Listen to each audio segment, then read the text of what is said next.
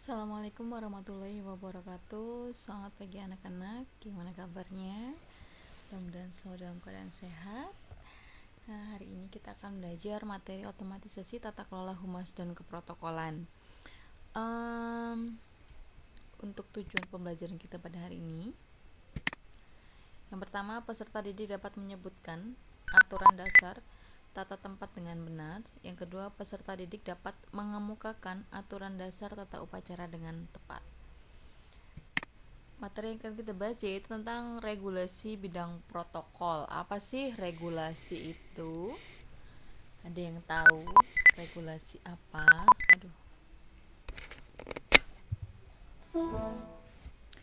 Regulasi itu adalah peraturan ya.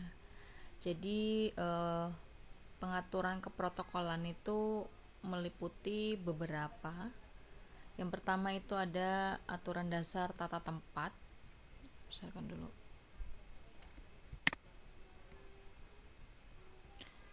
Ada aturan dasar tata tempat. Yang kedua, aturan dasar tata upacara. Yang ketiga, aturan dasar tata penghormatan. Yang keempat, aturan dasar tata busana. Yang kelima, aturan dasar tata warkat.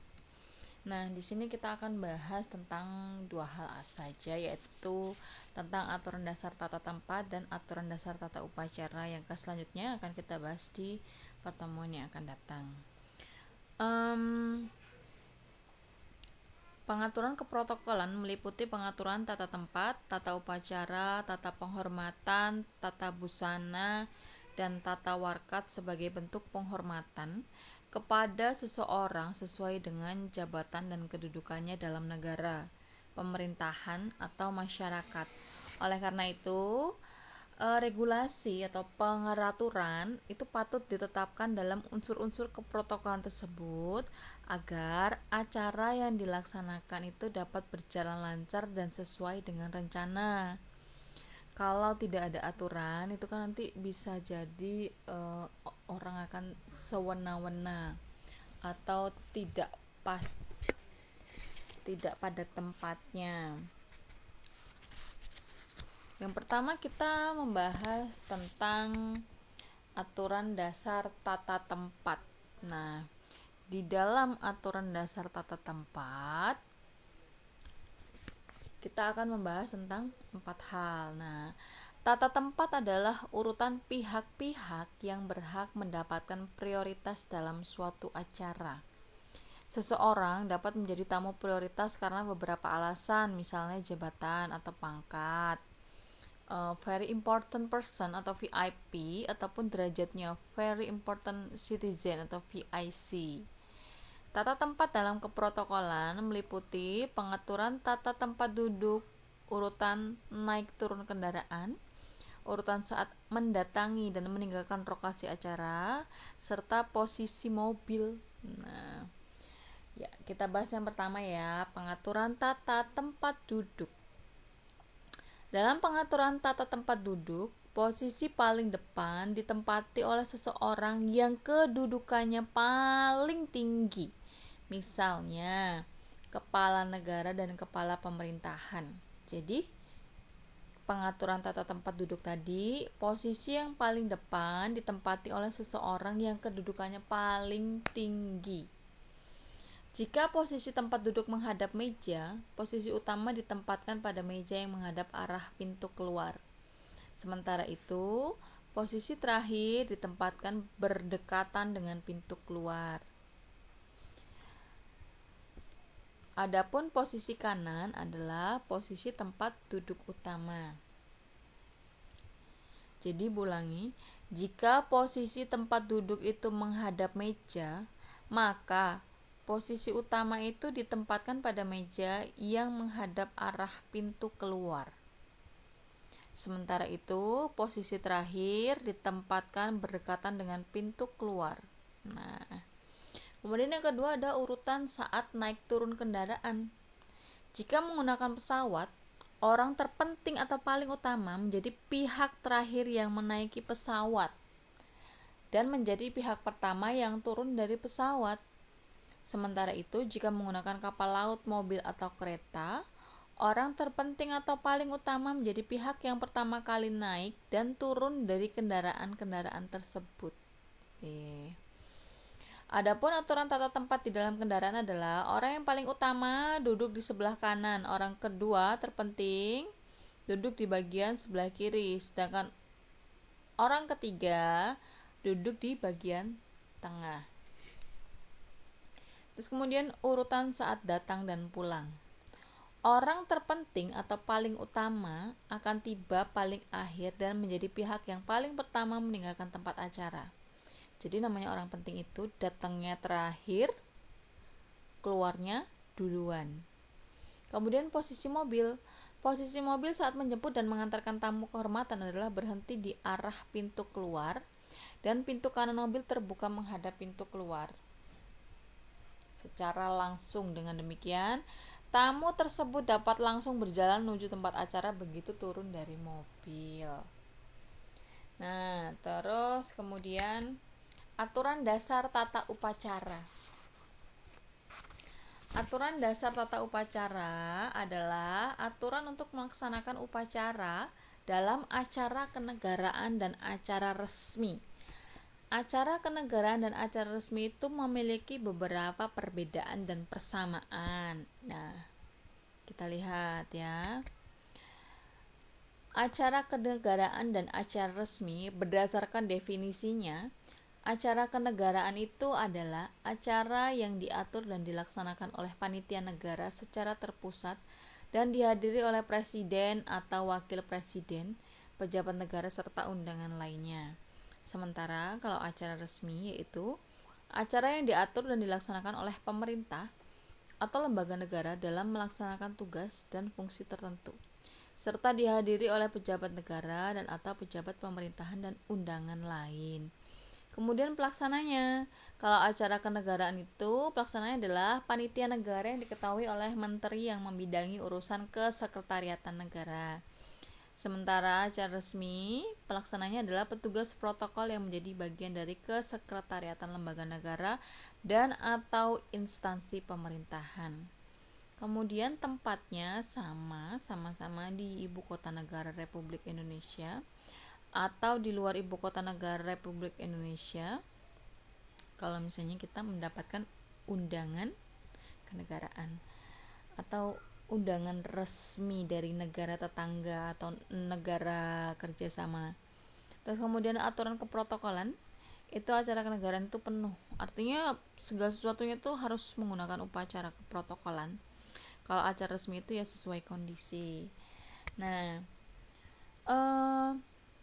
tata upacara untuk acara resmi atau acara kenegaraan itu ada 3 hal ya. Ada pedoman tata upacara, pedoman umum tata upacara, yang kedua pedoman umum pelaksanaan upacara, yang ketiga persiapan upacara.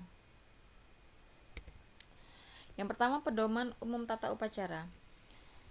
Acara resmi atau acara kenegaraan itu harus diselenggarakan berdasarkan tata upacara yang meliputi pedoman umum tata upacara, pelaksanaan upacara dan persiapan upacara.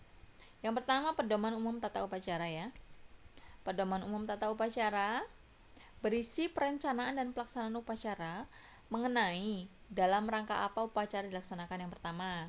Yang kedua, yang hadir dan menjadi panitia itu siapa saja. Yang ketiga, tempat dan waktu diselenggarakannya upacara. Yang keempat, tata cara yang ditentukan. Nah, itu tadi adalah pedoman umum tata upacara. Terus yang kedua adalah pedoman umum pelaksanaan upacara. Pedoman umum pelaksanaan upacara mengatur beberapa hal. Yang pertama, kelengkapan upacara. Yang kedua, perlengkapan upacara. Yang ketiga, langkah-langkah persiapan. Yang keempat, petunjuk pelaksanaan upacara. Dan yang kelima, susunan upacara. Kemudian yang ketiga adalah persiapan upacara. Persiapan upacara di sini berisi yang pertama adalah penyusunan acara upacara, yang kedua tata ruang upacara, yang ketiga pengaturan tempat upacara, yang keempat pembuatan petunjuk pelaksanaan upacara, dan yang terakhir penetapan jenis macam atau pakaian yang harus dipakai oleh peserta upacara. Nah, selain memenuhi pedoman yang telah ditetapkan, tata upacara juga meliputi beberapa hal seperti tata lagu kebangsaan dan tata pakaian. Nah, Tata lagu kebangsaan merupakan ketentuan yang harus ditaati saat menyanyikan lagu kebangsaan. Dalam hal ini, di Indonesia itu adalah lagu Indonesia Raya. Nah, ketentuannya apa, Bu? Yang pertama, apabila diperdengarkan melalui rekaman musik ataupun aransemen langsung, lagu kebangsaan Indonesia Raya harus diperdengarkan satu kali secara lengkap, yaitu satu bait dengan 2 kali ulangan. Yang kedua, apabila dinyanyikan lagu kebangsaan Indonesia Raya dinyanyikan lengkap satu bait, yaitu bait pertama dengan 2 kali ulangan. Yang ketiga, ketika lagu kebangsaan Indonesia Raya diperdengarkan, seluruh peserta upacara mengambil sikap sempurna, siap ya, dan memberikan penghormatan menurut keadaan setempat. Artinya berdiri, siap, dan hormat. Yang keempat, ketika mengiringi pengibaran atau penurunan bendera merah putih, lagu kebangsaan Indonesia Raya harus dinyanyikan secara langsung atau diperdengarkan melalui aransemen langsung menggunakan rekaman lagu yang diputar melalui tape recorder atau piringan.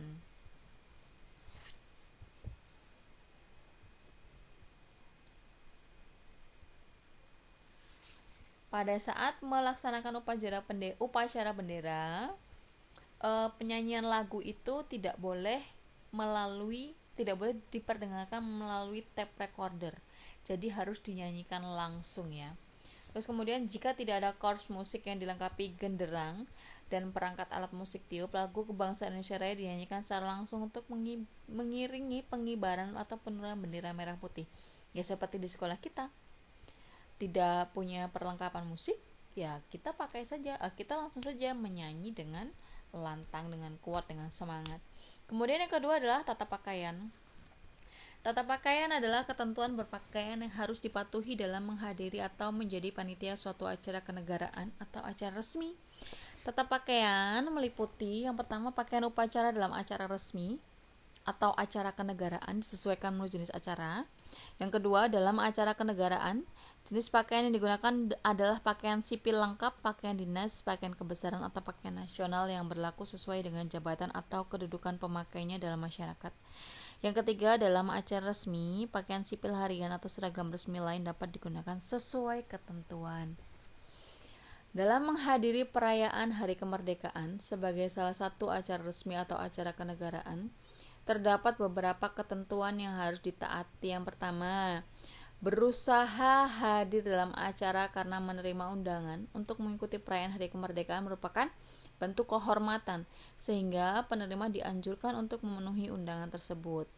Setelah menerima undangan, penerima harus mengonfirmasi kehadiran mereka kepada petugas. Namun, jika penerima undangan berhalangan hadir, konfirmasi kepada petugas tetap harus dilakukan. Jadi intinya apa, Bu? Berusaha hadir dalam acara karena menerima undangan. Mengikuti perayaan kemerdekaan itu merupakan suatu kehormatan bagi kita apabila kita diundang ya. Yang kedua, sebelum memenuhi undangan, penerima undangan itu harus memastikan kondisi fisiknya sehat dan kuat untuk mengikuti rangkaian acara. Jangan sampai kita dalam kondisi yang sedang sakit atau sedang pusing mengikuti upacara bendera misalnya ya, bisa-bisa kita pingsan. Kemudian yang ketiga, penerima undangan harus mematuhi peraturan yang tertera. Yang keempat, penerima undangan harus hadir paling lambat 15 menit sebelum acara dimulai. Yang kelima, penerima undangan harus duduk pada bangku yang telah diberi nomor urut atau pada deret yang sudah ditentukan. Tata tempat duduk tadi ya.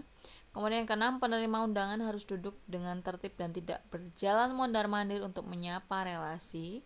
Yang ketujuh, selama mengikuti acara, penerima undangan harus menahan diri untuk tidak menguap, mengantuk, atau melirik ke sana kemari. Yang terakhir, kedelapan, penerima undangan tidak diperkenankan untuk mengobrol atau membuat kegaduhan selama acara berlangsung. Nah, tadi itu adalah beberapa ketentuan yang harus ditaati ketika kita menghadiri perayaan Hari Kemerdekaan.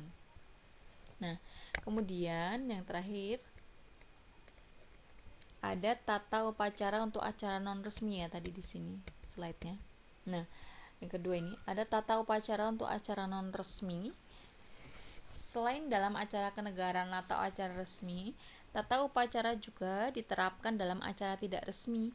Acara tidak resmi dapat dimaknai sebagai acara non-resmi yang dilakukan oleh pihak pribadi atau khusus dengan tidak mengurangi hal-hal yang bersifat protokoler. Acara tidak resmi harus diselenggarakan berdasarkan tata upacara yang meliputi pedoman umum tata upacara dan pelaksanaan upacara. Nah, yang pertama, pedoman umum tata upacara yaitu pedoman yang berisi keterangan mengenai perencanaan dan pelaksanaan upacara. Yang kedua, pedoman umum pelaksanaan upacara yaitu pedoman yang berisi keterangan mengenai kelengkapan dan perlengkapan upacara, langkah-langkah persiapan, petunjuk pelaksanaan upacara, serta susunan upacara. Baik, sampai di sini mudah-mudahan bisa dimengerti. Materinya silahkan dicatat. Ibu akhiri, wassalamualaikum warahmatullahi wabarakatuh.